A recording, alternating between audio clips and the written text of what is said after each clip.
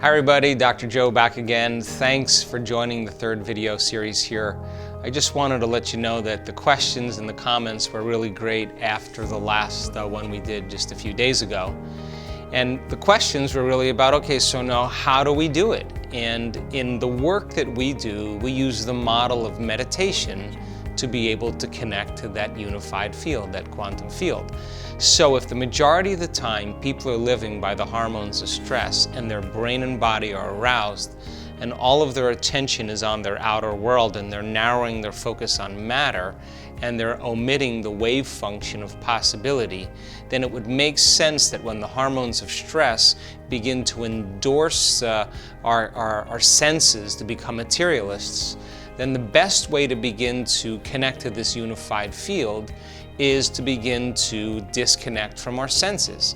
So when we sit our bodies down and we close our eyes and we play soft music in the background or we put earplugs in, that's less information coming into the brain because we're not seeing anything or hearing anything. If we're sitting our body down and we're not getting up and moving around and experiencing anything, or we're not feeling anything or tasting anything or smelling anything, the less sensory information that's coming into the brain all of a sudden causes us to focus more on our inner world of thoughts and feelings and less on our outer world of physical reality. The action of doing this begins to make some very significant physiological and biological changes in the brain. When you're shifting your attention from one person to one problem, to one thing, the brain fires very incoherently. When you begin to close your eyes and you begin to disconnect from your outer world and you're getting beyond your body and not thinking about time, the process of doing that causes you to diminish the amount of connection you have to your outer world because it's your senses that connect you to the outer world. If you couldn't see anything, you couldn't hear anything, you couldn't taste anything, you couldn't feel anything, and you couldn't smell anything, then you couldn't experience your outer world.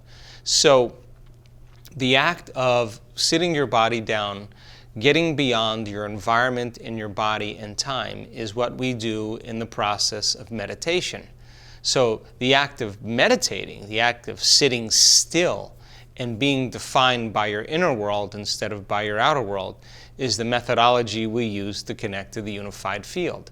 So when we're living by the hormones of stress, we're also putting all of our attention on our environment. We're always putting our attention on our body because our body is aroused and we're always thinking about time. And it's that primitive mechanism, where you're being chased by a predator, where you're looking in your outer environment to see where you're going to run. You're paying attention to your body because it's the thing that's being threatened, and you're thinking about how much time you have to get somewhere from point A to point B. Then your whole focus and all of your attention being on the body, the environment, and time enslaves you to the laws of three-dimensional reality of a body existing in space and time.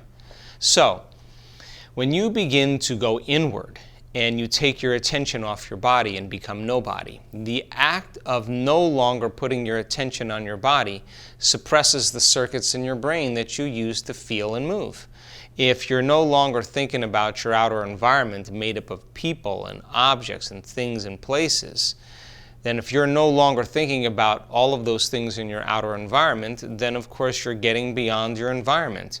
And if you're not thinking about the predictable future or the familiar past and you're relaxing into the present moment and you feel safe enough to create, if you do that properly then and you begin to connect to that field, the process of you looking for and paying attention to that energy and beginning to connect to it brings it to life.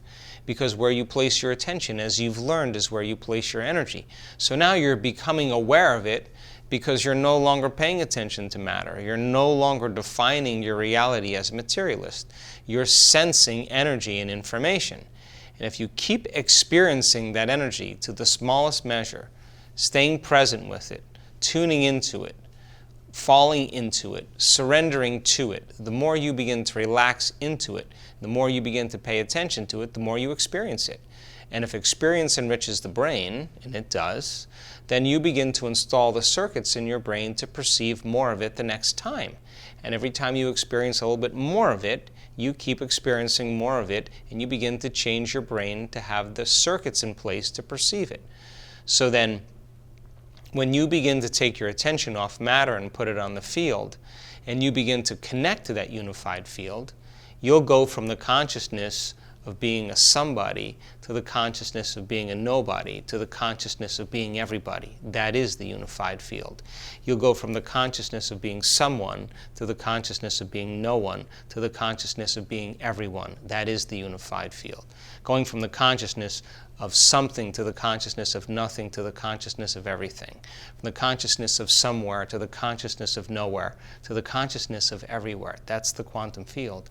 From the consciousness of some time to the consciousness of no time to the consciousness of every time. And so here is that unified field, that intelligence that lives within you and all around you.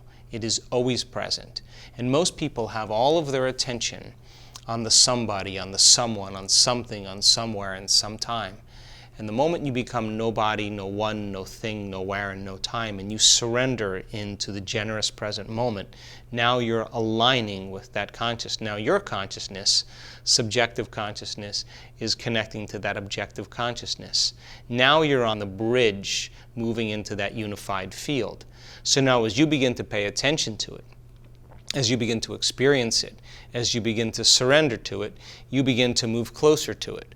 So if you begin to go from one point of consciousness to another point of consciousness, and you close the space between 2 points of consciousness, you diminish the amount of time.